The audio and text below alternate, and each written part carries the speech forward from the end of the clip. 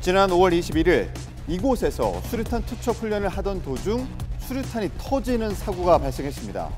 사고 직후 육군본부는 곧바로 실수류탄 사용을 중단하도록 지시했습니다. 정확한 사고 원인은 조사 중에 있지만 현재로서는 훈련병이 수류탄의 안전핀을 뽑은 후에도 수류탄을 던지지 않고 손에 쥐고 있다가 폭발이 발생한 것으로 추정된답니다. 숨진 훈련병은 다음 주면 6주간의 훈련을 마치고 다른 훈련병들과 함께 수료식을 할 예정이었다고 합니다. 그런데 한 가지 의문스러운 점이 있습니다. 수류탄은 던지지 않더라도 손에 쥐고만 있으면 터지지 않는다는 건데요. 그렇다면 숨진 훈련병의 수류탄은 왜 폭발했던 것일까요? 전문가와 함께 얘기를 들어봤습니다. 수류탄 안전핀을 뽑으면 그대로 꽉 잡고 있어야 되거든요. 근데 이제 손을 이렇게 긴장되니까 고쳐 잡은 것 같아요. 그걸 다시 잘못 고쳐 잡다가 살짝이라도 벌어지면 뇌관이 그걸 치거든요. 수류탄은 안전핀을 뽑으면 안전 손잡이가 떨어지며 뇌관이 지연제를 점하고 4에서 5초 후에 불이 붙으면서 터지게 되는 원리인데요. 그렇기 때문에 안전핀을 뽑은 뒤에는 손을 움직여서는 안 됩니다. 훈련병은 이 사실을 몰랐던 걸까요? 수류탄 교육으로 먼저 들어오면 자세부터 배우고 그다음에 연습용 수류탄을 많이 던져요. 연습용 수류탄으로 훈련을 거친 뒤 지원자에 한해서 실제 수류탄으로 훈련을 한다는데요.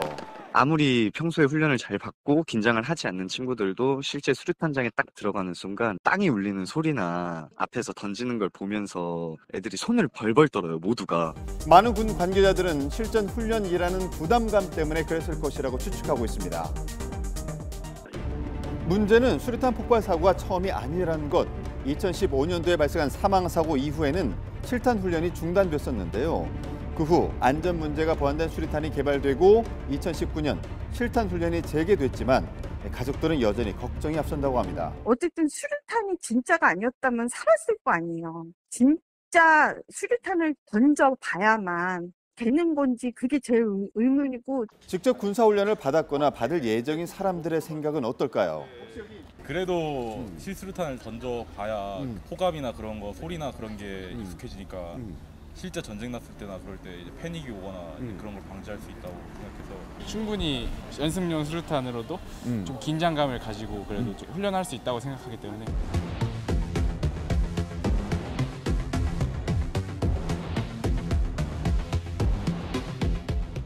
실제 부대는 훈련을 목적으로 하지 않고요. 급박한 유사시의 어떤 그런 상황이 되면 바로 즉각 전투 임무에 투입돼야 되는 그런 수준을 요구하거든요. 실제용 훈련을 할 수밖에 없고. 신병 초기에는 모든 것이 새롭기 때문에 재사회화 과정에 있기 때문에 아마 수류탄 후초 훈련은 굉장히 큰 부담으로 작동이 됐을 것입니다. 자대에 가면은 복무 적응도 검사를 통상 하게 됩니다. 심리적 안정감을 확보한 다음에 그 다음에 실수류탄 투척하는 것이 보다 낫지 않겠느냐. 이 실수류탄 투척 훈련을 둘러싸고 전문가들 사이에서도 의견이 분분한 상황. 더 이상의 인명피해가 발생하지 않도록 안전을 위한 충분한 논의가 필요해 보입니다. 지난 25일 한 육군 훈련병이 완전 군장을 한 채 얼차를 받다 숨지는 안타까운 사건이 있었죠.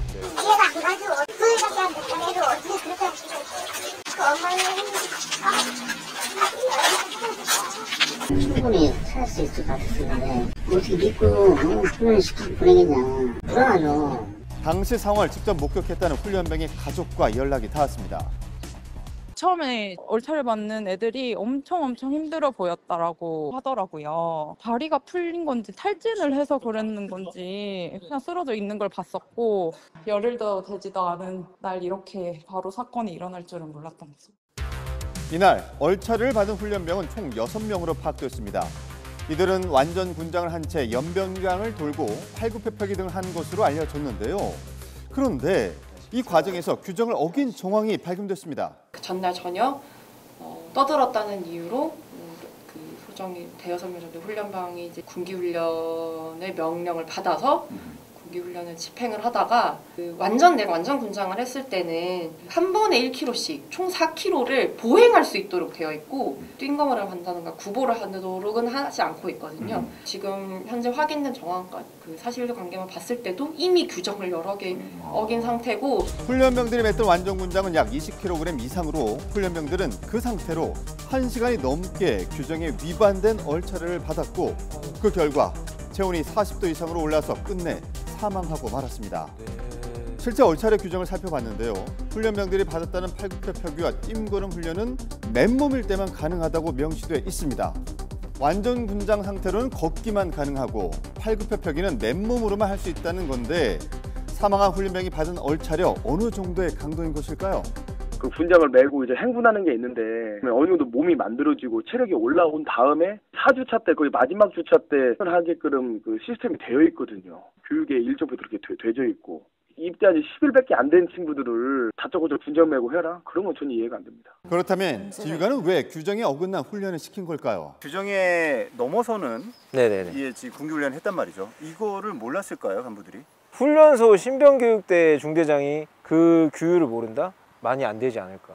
그런데 그 5개의 규정을 그렇게만 해서는 약하다라고 생각할 수 있습니다. 그렇게 이제 생각이 되면 또 다른 걸 더 주고 애들 더 정신을 차리기 위해 저럴 수 있고.